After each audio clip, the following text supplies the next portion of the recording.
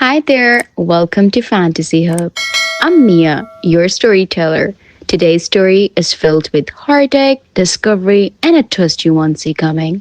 So let's begin. Have you ever made a decision that felt like professional suicide, only to discover it was the best choice of your life? I'm Jennifer Reed, and at 42, I thought I knew everything about running a museum, about keeping my personal and professional lives separate, and about protecting my heart from getting broken again. I was wrong on all counts. It started on the worst Tuesday of my career. The Miami Children's Toy Museum, my life's work, my sanctuary of childhood wonder, was dying a slow, painful death. Visitor numbers had plummeted to embarrassing lows. The board was breathing down my neck, and that morning, I'd received the letter that would change everything. Budget cuts meant I had to let someone go, and that someone was the most talented, infuriating, and captivating person who'd walked into my museum in years. Michaela White, 26 years old, with wild, curly hair that seemed to have a mind of its own, and eyes that sparkled with a kind of creative fire I'd forgotten existed. She'd been with us for 8 months as a junior curator, and in that time, she challenged every traditional approach I'd held sacred. Where I saw order and careful preservation, she saw opportunities for innovation and engagement. Where I maintained professional distance, she brought infectious enthusiasm that made even the most mundane inventory sessions feel like adventures. And that Tuesday morning, I had to fire her.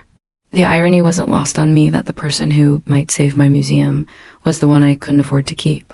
The board had made it clear reduce staff expenses or face closure. Michaela, as the newest hire, was the obvious choice. It was logical. It was practical. It was absolutely heartbreaking. I remember sitting in my office, staring at the termination papers when she knocked on my door. Even through the frosted glass, I could see her silhouette animated, probably, gesturing as she talked to herself, a habit I'd grown to find endearing despite my best efforts to remain professionally detached. "Come in," I called, my voice steadier than I felt. She burst through the door like sunshine breaking through storm clouds, carrying a steaming cup of coffee and what looked like architectural blueprints under her arm. Her vintage band t-shirt was paint splattered, her jeans had a small tear at the knee, and she looked absolutely radiant in that effortless way that made my carefully pressed blazers and pencil skirts feel overdressed. "Jennifer, perfect timing. I've been up all night working on something that's going to revolutionize this place. You know how we've been struggling with foot traffic? Well, I think I figured out the problem. We're not just competing with other museums, we're competing with interactive experiences, video games, virtual reality. Kids today want to touch, build, create. They want to be part of the story, not just observers." She spread the blueprints across my desk with the enthusiasm of a treasure hunter revealing a map to hidden gold. I found myself leaning forward despite the weight of what I had to do, drawn into her vision like I always was. "Look at this," she continued, her fingers tracing the detailed sketches. "A completely interactive Lego exhibition. Not just display. Cases with do not touch signs, but actual building stations where families can create together. We could have themed zones, underwater adventures, space exploration, fantasy kingdoms. Kids build alongside professional displays, and their creations become part of the exhibition. It's collaborative art, Jennifer. It's community building. It's everything museums should be in the 21st century." Her passion was intoxicating. As she spoke, her hands painted pictures in the air, her eyes lit up with possibilities, and for a moment, I forgot about the termination papers burning a hole in my desk drawer. This was why I'd fallen in love with museums in the first place, not for the quiet reverence of preserved artifacts, but for the spark of curiosity, the bridge between past and future, the magic of shared discovery. But reality crashed back, like a cold wave. I had a job to do, a difficult decision to execute. I straightened in my chair, assuming the professional mask I perfected over 2 decades in museum administration. "Michaela," I began, hating how formal my voice sounded, "I need to discuss something important with you." She must have heard the shift in my tone because her excitement dimmed slightly, though her optimism remained stubbornly intact. "Of course. But first, can you just look at the budget projections? I know it seems like a big investment up front, but the potential for increased admissions, educational partnerships, birthday party bookings." "Michaela, stop." The words came out harsher than I intended, and I watched her face fall like a flower wilting and fast forward. "Please sit down." She sank into the chair across from my desk, clutching her coffee cup like a lifeline. The blueprints lay between. Is a bridge of dreams I was about to burn. The board has mandated budget cuts, I said, each word feeling like glass in my throat. Effective immediately, we need to reduce staffing costs by 30%. As the most recent hire, and given the current financial constraints, I couldn't finish the sentence. Couldn't watch her face crumble further as she realized what I was saying. Instead, I slid the termination papers across the desk, positioning them next to her beautiful, impossible blueprints. The silence stretched between us like a chasm. She stared at the papers, then at me, then back at the papers. When she finally spoke, her voice was barely above a whisper. "You're firing me." "The decision wasn't mine," I said quickly, desperately. "If it were up to me, but it is up to you." She stood abruptly, her chair scraping against the hardwood. "Floor, you're the director, you make the final calls. You could have fought for me, for this project, for the future of this place, instead of clinging to the safe, boring approaches that got us into this mess in the first place." Her words stung because they were true. I had taken the safe route, the path of least resistance. I'd let the board dictate terms instead of fighting for what I knew was right. I'd chosen institutional preservation over innovation, and in doing so, I'd failed both the museum and the brilliant woman standing before me. "You don't understand the pressures I'm under," I said weakly. "No, Jennifer, you don't understand." She leaned forward, placing her palms flat on my desk, her face suddenly closer than it had ever been in our professional relationship. I could see the gold flecks in her brown eyes, smell her perfume, something warm and vanilla-scented that made my pulse quicken in ways I'd been ignoring for months.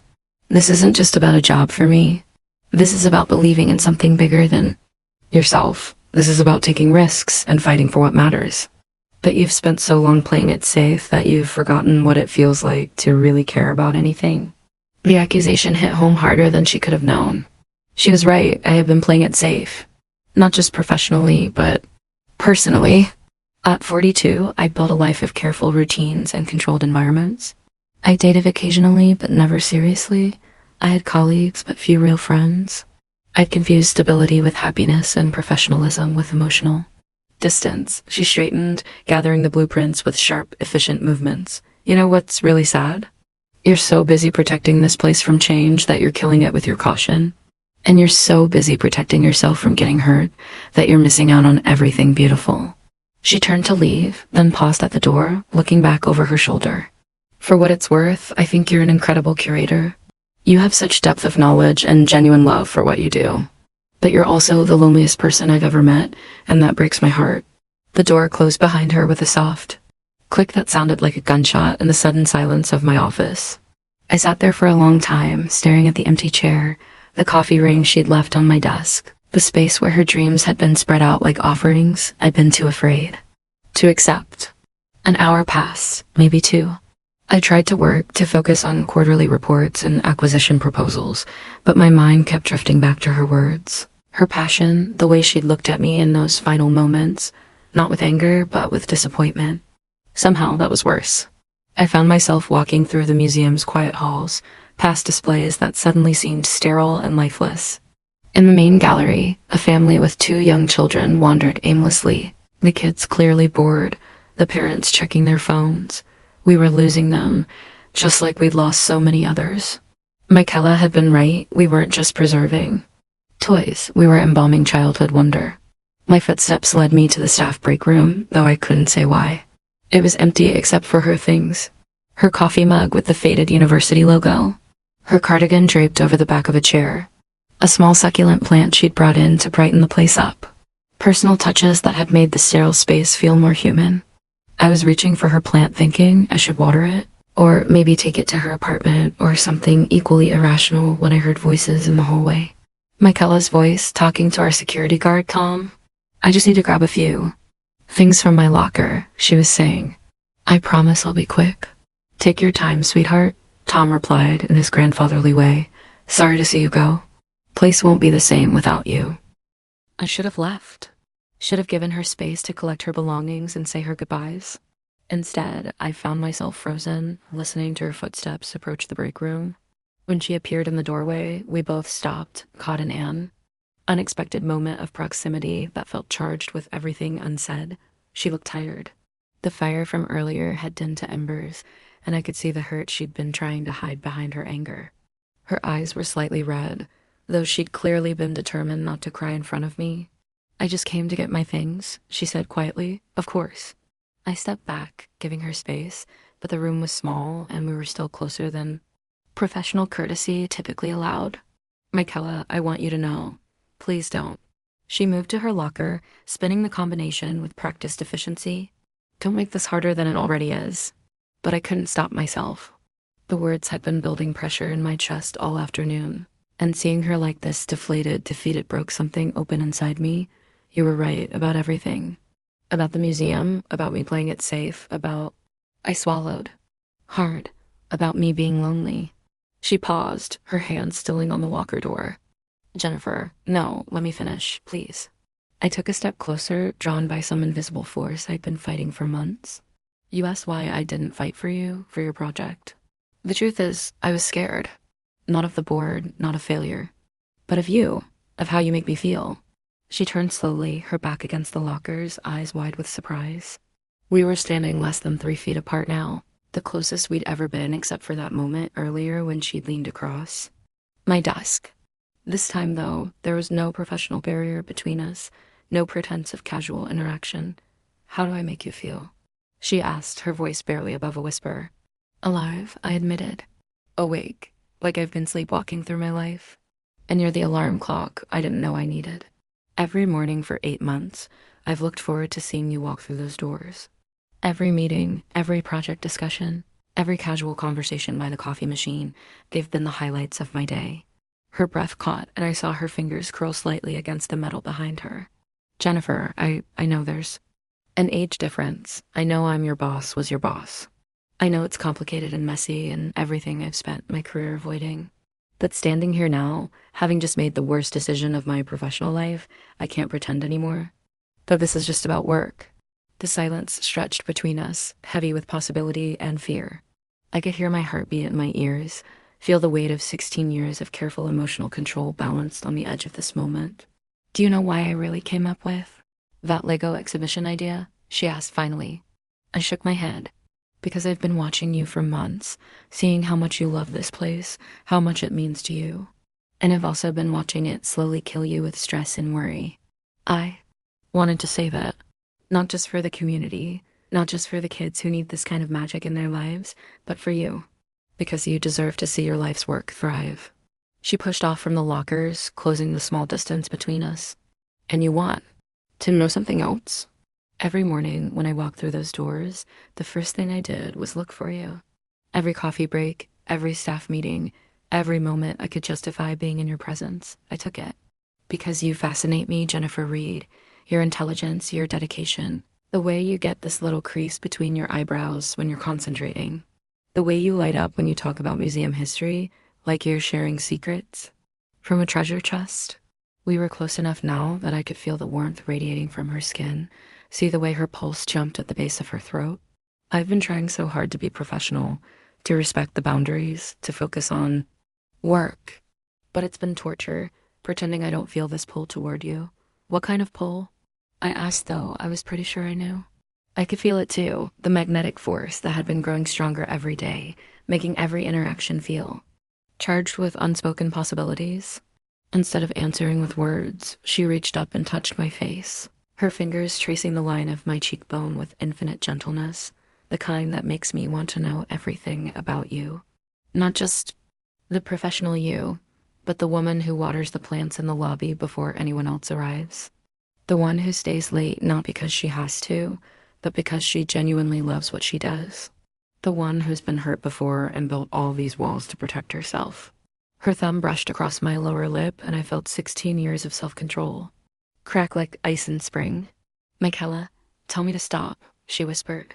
"Tell me this is a mistake and I'll walk away right now. I'll pack up my things, find another job, and we'll pretend this conversation never happened." I should have told her to stop. Should have stepped back, maintained professional distance, protected us both from the complications that were sure to follow. Instead, I heard myself say, "I don't want you to stop." The words were barely out of my mouth before she kissed me, soft and tentative at first, then with growing confidence as I kissed her back. Her lips tasted like the coffee she'd been drinking, warm and slightly bitter, and her hand tangled in. My hair, messing up the careful chignon I'd spent 20 minutes perfecting that morning. Nothing in my 42 years had prepared me for the intensity of that kiss. It wasn't just physical attraction, though there was plenty of that, but something deeper. Recognition, maybe. Like some part of me had been waiting for her without knowing it, and now that she was here, kissing me in the break room of my struggling museum, everything else suddenly made sense. When we finally broke apart, both breathing hard, she rested her forehead against mine. So what happens now? It was a loaded question. What did happen now? I just fired her. She just accused me of being a coward. We just crossed every professional boundary in the book. And yet, standing there with her hand still in my hair, and her eyes so close I could see myself reflected in them, I felt more certain than I had about anything in years. Now, I said, reaching for the termination papers I'd forgotten I was still carrying, I make a better decision. I tore the papers in half, then in half again, letting the pieces flutter to the floor like confetti. Now I fight for what matters, starting with you. Her smile was like sunrise after the longest night. Does this mean I still have a job? You have a job, I confirmed. You have complete creative control over the new exhibition space. You have a budget that I'll somehow find or die trying. And if the board doesn't like it, they can find themselves a new director.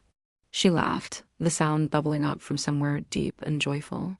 Jennifer Reed, are you having a rebellious moment? I'm having a moment of clarity, I corrected, though I was smiling too. For the first time in years, I'm choosing possibility over safety, risk over routine, over everything else. Even though I'm younger than you, even though people will talk, even though this could get messy and complicated and potentially explosive for your career, I considered the questions seriously because they were valid concerns. In my experience, workplace relationships were minefields. Age gaps raised eyebrows. 2 women in a leadership relationship would face scrutiny that a heterosexual couple wouldn't. There were a dozen reasons why this was a bad idea professionally. But there was one reason why it was right personally. I was falling in love with her. Had been falling for months, fighting it every step of the way, trying to maintain professional distance, even as she slowly dismantled every wall I'd built around my heart. Even though, I said firmly, besides, what's the worst that could happen? I lose my job. I've been so focused on keeping this place afloat that I forgot what it was supposed to be floating toward. Maybe it's time for some strategic risk-taking. She kissed me again, softer this time, like a promise. In that case, Director Reed, I should probably mention that I have some very non-traditional ideas about how to run a museum. I'm counting on it, Miss White. And that's how my worst professional day became the beginning of the best personal adventure of my life. But of course, it wasn't that simple. It never is when you're mixing business with pleasure, youth with experience, innovation with tradition. The real challenges were just beginning. The first test came the next morning, when we had to face the staff and figure out how to explain that the woman I'd allegedly fired yesterday was not only still employed, but had just been promoted to head of special exhibitions. I'd spent most of the night awake, alternating between replaying that kiss and panicking about the professional ramifications of my impulsive decision. Michaela, on the other hand, had apparently spent the night working. She arrived at the museum before me, a feat I hadn't thought possible, with a comprehensive presentation, detailed budget proposals, and a timeline for the Lego exhibition that was so thorough it looked like she'd been planning it for months rather than hours. Did you sleep at all? I asked, finding her in the conference room at 7 a.m., surrounded by poster boards and architectural sketches. Sleep is for people who aren't about to revolutionize children's museum experiences, she said cheerfully, then looked up from her laptop and really saw me. Her expression softened. You look nervous. I am nervous. I just made a complete 180 on a major personnel decision. The staff is going to think I've lost my mind. Have you? I considered this. Possibly. Probably. Yes. She stood and walked around the table, stopping close enough that I could smell her shampoo, something herbal and clean that made me want to bury my face in her wild curls. Jennifer, look at me. I did, and found those warm brown eyes full of confidence and determination. Yesterday, you made a decision based on fear and external pressure. Today, you're making decisions based on vision and possibility. That's not losing your mind, that's finding your courage. And if anyone on the staff has a problem with that, They're not the right people to help us build something amazing. Her faith in me was intoxicating and terrifying in equal measure. I'd spent so many years being the responsible one, the conservative choice, the safe bet. Having someone believe in my capacity for boldness was like discovering I had wings. Besides, she added with a grin that was pure mischief, wait until they see what we're planning. They'll be too excited about the possibilities to worry about the politics. She was right, of course. When the staff assembled for our emergency meeting and Michaela unveiled her vision for the interactive Lego exhibition, the response was immediate and enthusiastic. Tom, our security guard, started talking about his grandson who lived for building blocks. Maria, our education coordinator, began spinning ideas about school partnerships and STEM integration. Even Janet, our notoriously skeptical head of operations, admitted that the revenue projections looked surprisingly realistic.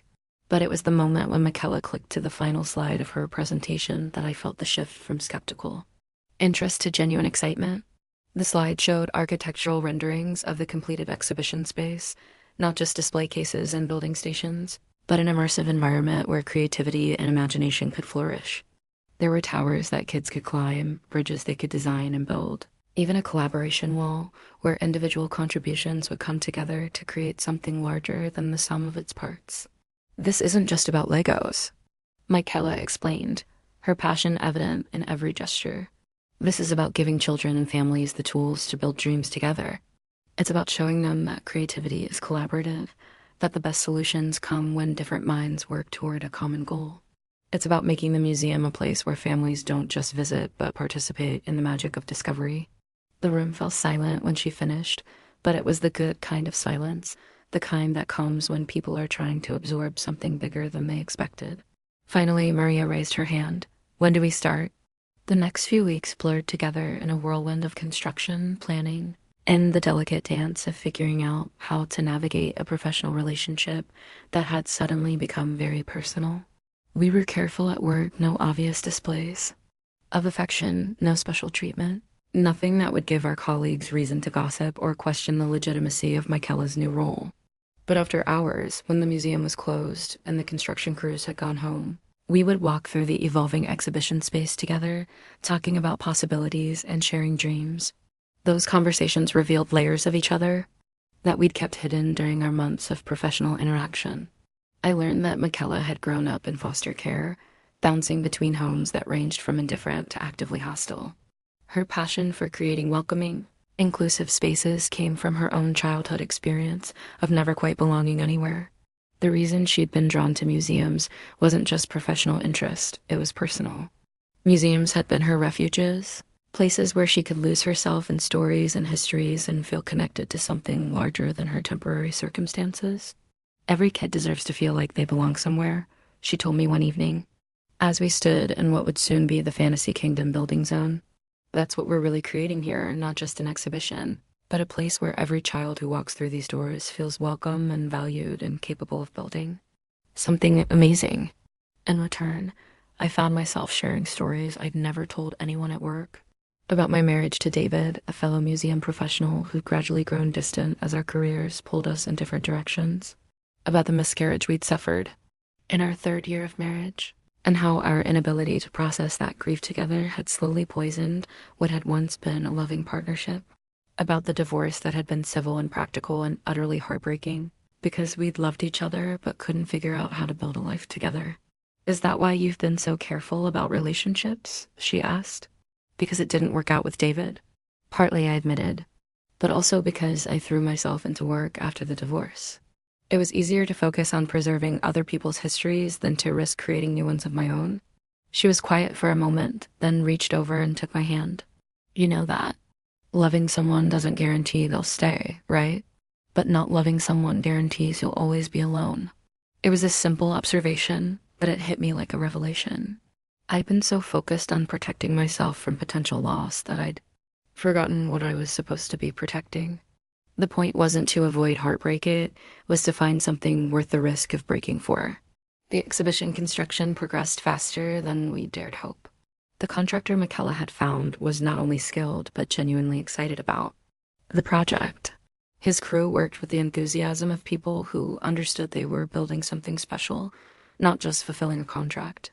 Slowly, the sterile exhibition space transformed into something magical.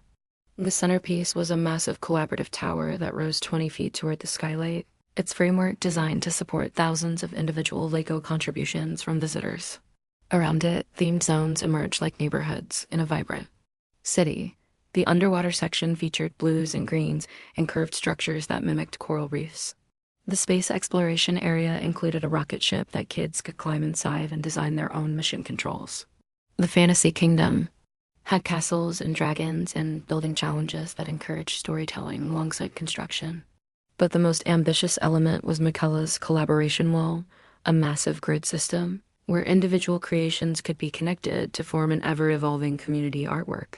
The concept was that every visitor would contribute something. Small, but those individual pieces would combine to create patterns and stories that no single person could have imagined alone. It's a metaphor, she explained to a reporter from the Miami Herald who'd come to cover our pre-opening preparations. Every person who contributes makes the whole thing more beautiful. Every individual creation matters, but the real magic happens when they come together. I watched her during that interview, articulating her vision with passion and clarity, and felt a pride that went far beyond professional satisfaction. She wasn't just talking about Legos, she was describing a philosophy of community and collaboration that reflected everything I'd fallen in love with about her approach to life. The reporter asked about the museum's financial turnaround, and I fielded those questions, explaining how advanced ticket sales and corporate sponsorships had already exceeded our most optimistic projections. What I didn't mention was how much of that success was due to Michaela's infectious enthusiasm. She'd pitched the exhibition to potential sponsors with such genuine excitement that companies were practically throwing money at us for the privilege of being associated with her vision. And what about the age difference? The reporter asked suddenly, catching both of us off guard. There's been some speculation about the nature of your working relationship. The question hung in the air like a bomb waiting to explode. This was exactly what I'd been afraid of: the professional scrutiny, the invasive personal questions, the reduction of our complex relationship to tabloid speculation. But before I could craft a diplomatic response, Michaela answered with characteristic directness. Jennifer is the most brilliant museum professional I've ever worked with, and I'm grateful every day that she took a chance on my ideas. The age difference you're referring to is actually one of our greatest strengths: her experience and my innovation complement each other perfectly. We're not just colleagues, we're collaborators in the truest sense. It was a perfect answer, honest without being revealing, personal without crossing professional boundaries. And the way she looked at me when she said it, with genuine admiration and affection, made my heart race even as I maintained my composed exterior. After the reporter left, we found ourselves alone in the exhibition space for the first time in days. The construction crews had finished for the day, and the late afternoon sunlight streaming through the skylights cast everything in golden hues that made the half-finished displays look like architectural dreams coming to life. That was well handled, I said, referring to her response about our relationship. I meant every word, she replied, moving closer. You did take a chance on my ideas. You also took a chance on me personally. That takes courage.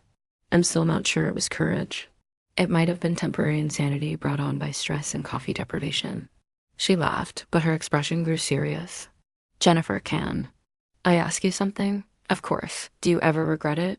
Not just the exhibition, that's obviously going to be amazing. But this, she gestured between us, taking the risk on us. It was a fair question. Our relationship had certainly complicated my life in ways I'd never anticipated. There were moments when I caught colleagues exchanging glances, or when board members made pointed comments about young people bringing fresh energy. There were nights when I lay awake wondering if I was being foolish, if I was compromising my professional judgment for the sake of personal feelings that might not last. But then there were moments like this one, standing in the space we'd created together, looking at the tangible proof of what was possible when innovation met experience, when risk met preparation, when two people decided to build something together instead of separately. Never, I said, and realized I meant it completely. Even if this doesn't work out the way we hope, the exhibition, us, any of it, I'll never regret choosing possibility over safety. She smiled, but I could see uncertainty in her eyes. What if it doesn't work out? What if we're too different, or the age gap becomes more of an issue, or I mess up your career by being too ambitious or too reckless. The vulnerability in her voice broke my heart a little. For all her confidence and innovation, she was still young enough to doubt whether she deserved the good things that were happening to her.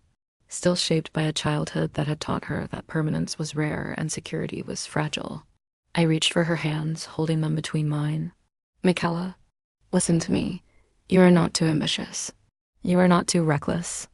You are exactly ambitious and exactly innovative enough to help me remember why I fell in love with museums in the first place. And if anyone has a problem with that, they're not worth our time or energy. But what about your reputation? Your career? You've worked so hard to build respect in this field. My reputation will be just fine. Better than fine, actually, because we're about to open an exhibition that's going to change how people think about interactive museum experiences. And my career isn't something that happens to me. It's something I create. This project, working with you, building something that matters, this is the best career decision I've ever made. She squeezed my hands, some of the tension leaving. Her shoulders. I just don't want to be the reason you lose something you care about. You're not going to make me lose anything important, but you might help me find some things I didn't know I was missing. We were interrupted by the sound of the main door opening and Tom's voice calling out, "Miss Reed? You still here?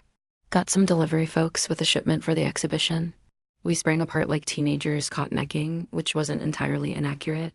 The shipment turned out to be the first of several truckloads of Lego bricks, hundreds of thousands of pieces in every color and size imaginable.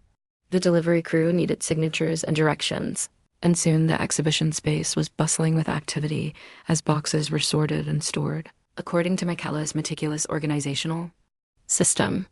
But even in the midst of that chaos, I found myself watching her direct the unloading process with the efficiency of a general commanding troops, and thinking that whatever challenges lay ahead, we'd figure them out together. That was the thing. About collaboration, it didn't eliminate problems, but it meant you didn't have to solve them alone. The grand opening was set for Saturday morning in November, and the weeks leading up to it were a blur of final preparations, staff training, media interviews, and the kind of controlled panic that comes with launching something completely unprecedented.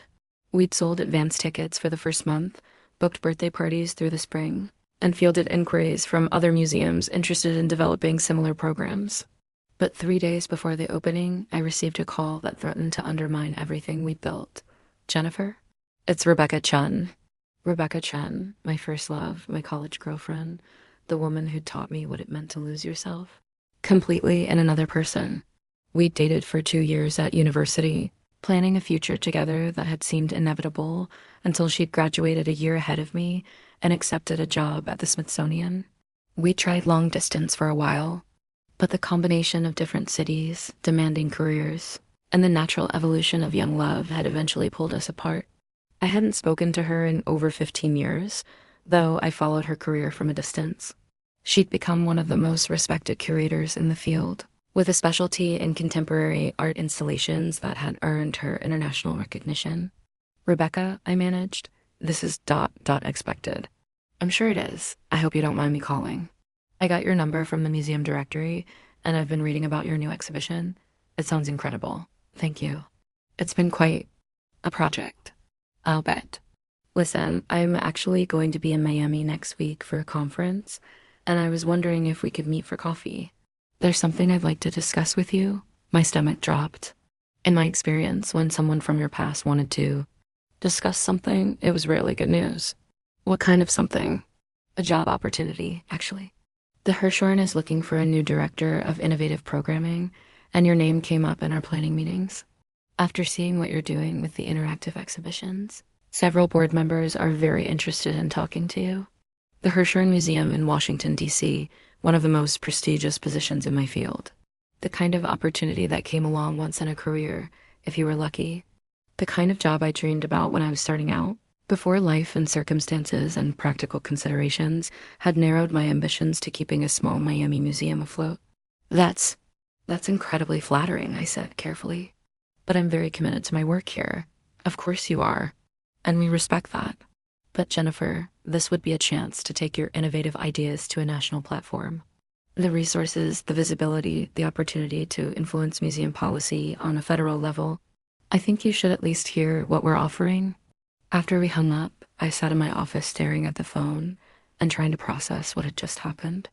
3 months ago, I'd been contemplating the slow death of my career as visitor numbers dwindled and budget cuts loomed. Now I was being courted by one of the most important museums in the country. It should have felt like vindication, like proof that the risks we'd taken were paying off in ways beyond our wildest dreams. Instead, it felt like a complication I wasn't prepared to handle.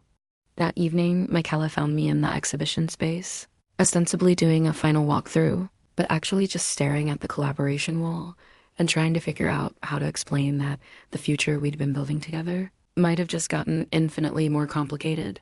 "You're brooding," she observed, settling beside me on one of the low benches we'd installed for parents to supervise their building children. "I can tell because you get this little crease right here." She touched the spot between my eyebrows with gentle fingers. "What's wrong?" I wanted to lean into her touch, to let her warmth chase away the uncertainty that had been gnawing at me since Rebecca's call. Instead, I found myself pulling back slightly, creating the kind of emotional distance I thought I'd learned to avoid. "I got a call today from an old friend." "Okay, dot dot." She studied my face, clearly sensing there was more to the story. "Good call or bad call? I don't know yet. She's a curator at the Hirshhorn in DC. They want to offer me a position director of innovative programming. I struggled to find words that would convey the magnitude of the opportunity without revealing how tempted I was. "It's the kind of job people in my field dream about." The silence that followed felt heavy, with unspoken implications. I watched Michaela process the information, saw the moment when she understood what this meant for us, for the exhibition we'd built together, for the future we'd been imagining.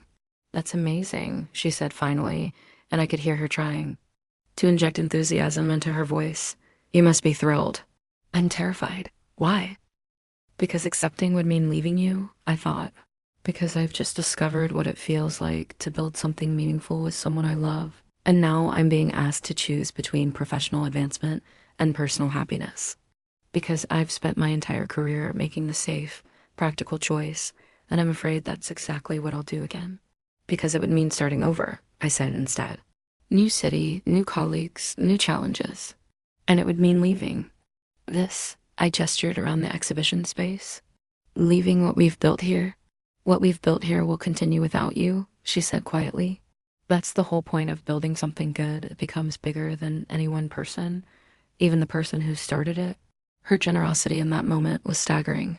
Here I was, essentially telling her I might abandon our partnership just as it was beginning to flourish, and she was encouraging me to follow my dreams. It made me love her more and feel more guilty in equal measure. "Michaela, when do you need to decide?" She wants to meet next week when she's in town for a conference. I imagine they'd want an answer fairly quickly after that. She nodded, looking down at her hands. "Can I ask you something?" "Of course." "Is this about the job, or is this about her?" The question caught me off guard with its directness and insight. "What do you mean?" "I mean, you said it was an old friend who called, but the way you've been acting since then, distant, conflicted, scared, that doesn't seem like someone who's just processing a career opportunity. That seems like someone who's processing feelings about a person." She was right, of course. Rebecca hadn't just been a friend. She'd been my first serious relationship, my first experience with the kind of love that rewrites your understanding of yourself. And if I was being honest, some part of me had never completely gotten over her. We dated in college, I admitted. It was serious. She was the first woman I ever loved. And now she's offering you everything you've ever wanted professionally, just when you found something personally that might actually matter to you. The accuracy of her observation was unsettling. "You think that's what this is about?" I think timing like that is rarely coincidental. I think people have a way of reappearing in our lives exactly when we're most vulnerable to their influence. She stood, pacing to the collaboration wall and running her fingers along the grid framework. "But here's what I also think. If you want to go to DC, if this is the opportunity you've been waiting for your whole career, then you should go. Don't let fear of hurting me or disrupting what we have keep you from pursuing something that could make you happy. What if what we have is what makes me happy?" She turned back to me, and I could see tears she was trying not to shed. "Then you'll stay. But you have to figure that out for yourself, Jennifer. I can't make that decision for you, and I can't compete with a dream job and a first love. That's not fair to any of us. The next few days passed in a haze of opening preparations and careful emotional distance. We worked together with professional efficiency, coordinating last-minute details and training volunteers. But the easy intimacy we'd developed over the past months felt strained. She was giving me space to think, and I was using that space to tie myself in knots of indecision. The night before the grand opening, I found myself alone in the museum after everyone else had gone home, walking through the completed exhibition one final time. It was magnificent, everything Michaela had envisioned and more. The building stations were stocked and ready. The display areas showcased incredible professional creations alongside spaces for visitor contributions. And the collaboration wall stood empty but full of potential, waiting for its first contributions.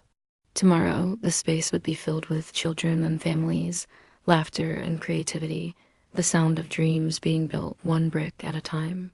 It was everything I'd hoped for when I'd first fallen in love with museums, a place where education and entertainment merged, where individual creativity contributed to collective wonder.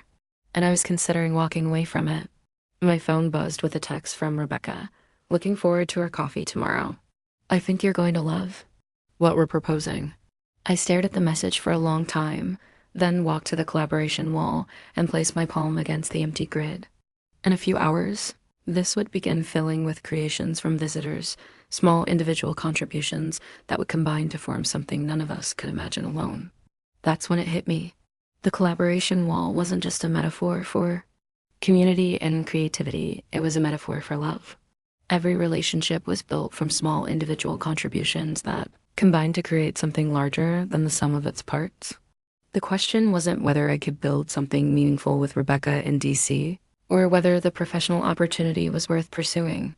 The question was whether I was ready to keep contributing to what Michaela and I had started building together, or whether I was going to walk away just when it was getting interesting. The grand opening exceeded every expectation we dared to have. By 10 a.m., there was a line around the block. Families arrived with wagons full of children and bags of snacks, ready to spend entire days exploring and building. The local news station sent crews to cover the crowds, and social media filled with photos of kids constructing elaborate castles and spaceships, parents collaborating on underwater scenes, grandparents teaching grandchildren techniques they'd learned decades ago. But the real magic happened at the collaboration wall. Within the first hour, it began filling with small creations, flowers and cars, and abstract sculptures that visitors clipped into the grid system. By noon, patterns were emerging as people built off each other's contributions.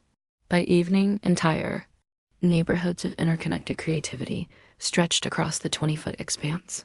I spent the day moving through the crowds, watching families discover the joy of building together, seeing shy children blossom into confident creators, witnessing the kind of intergenerational collaboration that Michaela had envisioned from the beginning.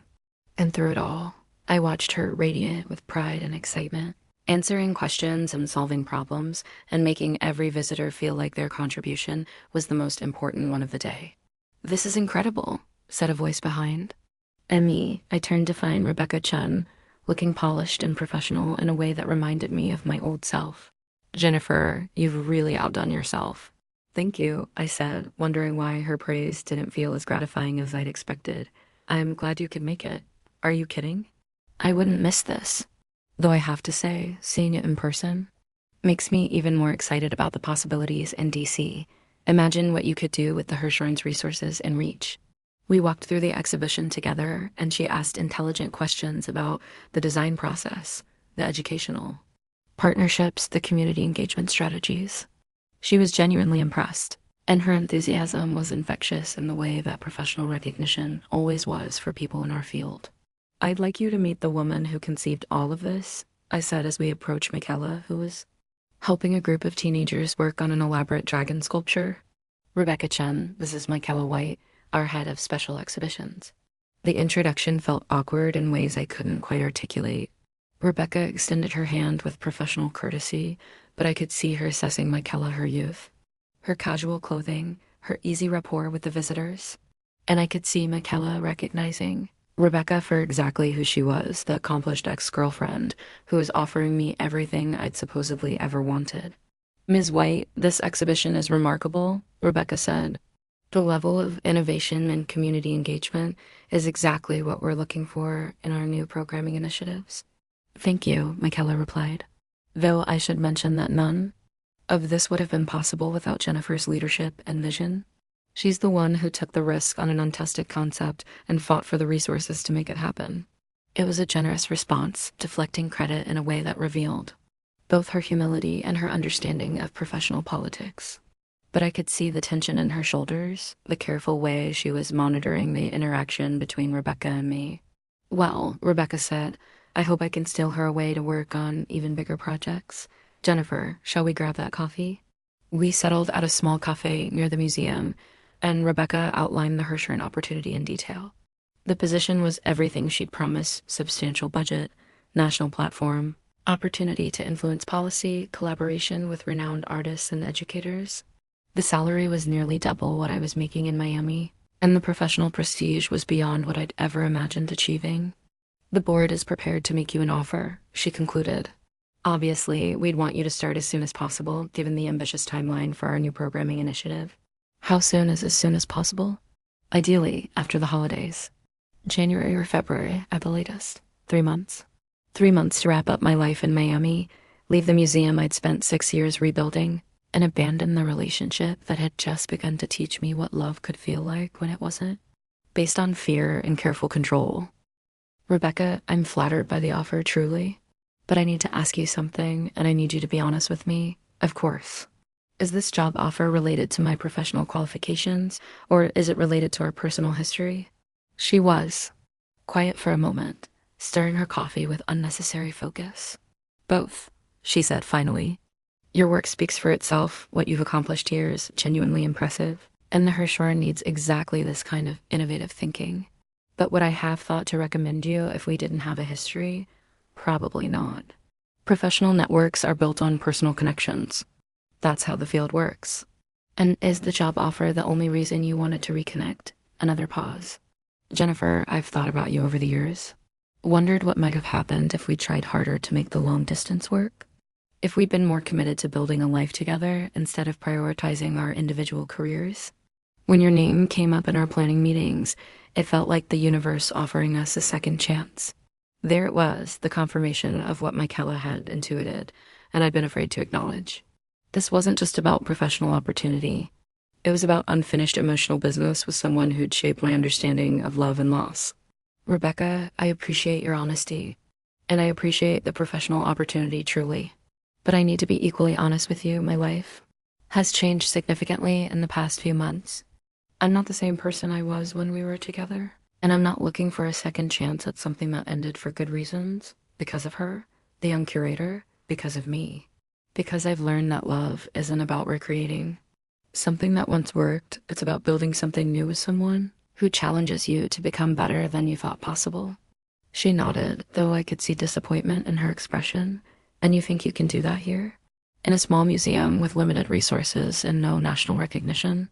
I think I can do that with someone who sees possibilities where others see limitations. Someone who believes in building dreams instead of preserving safe choices.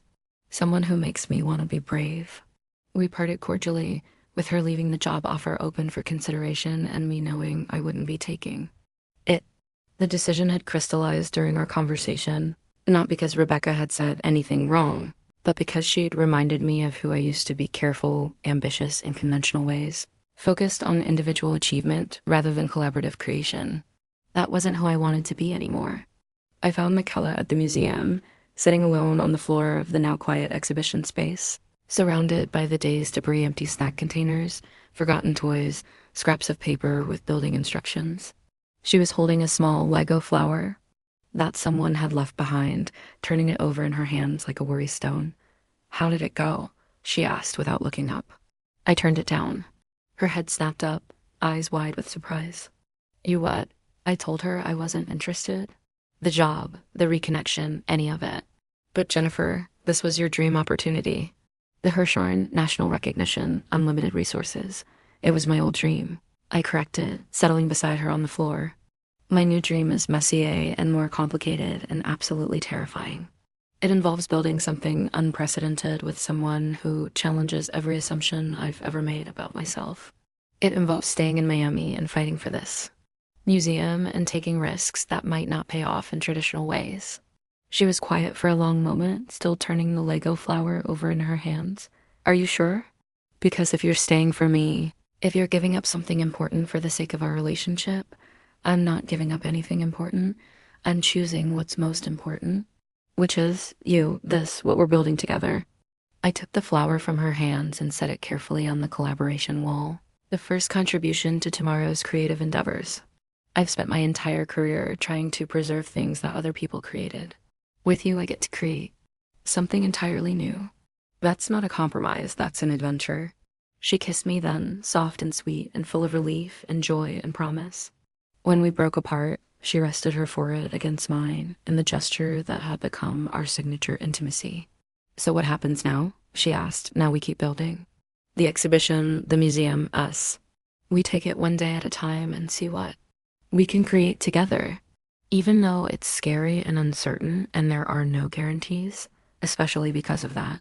The best collaborations happen when you don't know exactly what you're building until you've built it together.